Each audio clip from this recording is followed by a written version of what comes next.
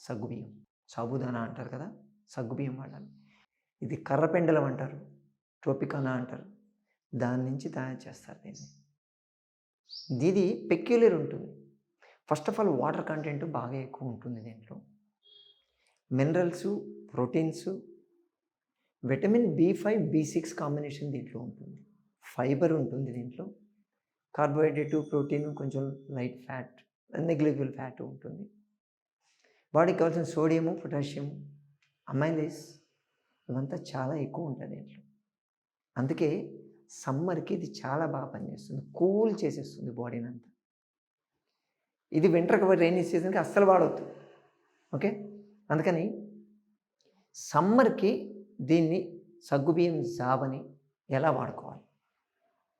First of all దీన్ని పచ్చిగా అయితే తినలేము. అంటే కొంతమంది కొన్ని బుక్స్‌లో సజెస్ట్ చేసింది సబ్జా గింజల్ని నీళ్ళలో నానబెట్టినట్టు దీన్ని నానబెట్టొచ్చు అని చెప్పారు. ఎక్కువసేపు నానబెట్టాలి. 8-10 గంటలు ఒక కప్పు నీళ్ళలో నానబెడితే ఇదేం ఉబ్బదు. అది అలాగే ఉంటుంది. కాకపోతే దీంతో ఏం ప్రాబ్లమ్ వస్తుందంటే అది కిందికి వెళ్ళిపోద్ది. ఒకదానికొకటి అతుక్కుపోద్ది. అదేదో ముద్ద లెక్క ఉంటుంది. తినబుద్ధి అయ్యదు. అంతగా తినేటప్పుడు పంటికి అంటుకుంటూ ఉంటుంది. అందుకని దీన్ని నానబెట్టి తీసుకోవద్దు అంటారు.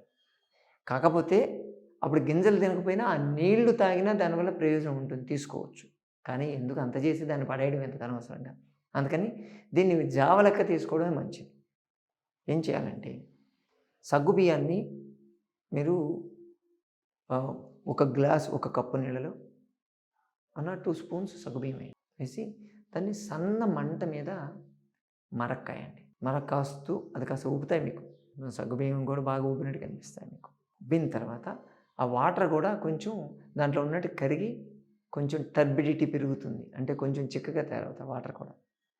సో ఆ వాటర్ని దించేసి దాన్ని తాగేవాళ్ళు తాగొచ్చు, కానీ చప్పగా ఉంటుంది. అందుకని దాంట్లో కొంచెం ఇలాచి పౌడర్ వేసుకోవచ్చు. కానీ స్వీట్ కోసం చాలామంది ఈ బెల్లము, చక్కెర వాడుతూ ఉంటారు. బెస్ట్ ఆప్షన్ ఏంటంటే ఖర్జూర పౌడర్.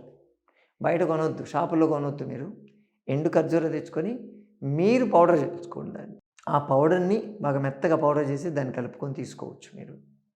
ఖర్జూర పౌడర్, ఇలాచి, యాలకుల పౌడర్ కలిపి తీసుకోవచ్చు. లేదంటే ఆ ఖర్జూరాన్ని, ఎండు ఖర్జూరాన్ని ముక్కలు చేయండి. ముక్కలు చేసి మీరు ఉడికిచ్చేటప్పుడే దాంట్లో వేసేసేయండి.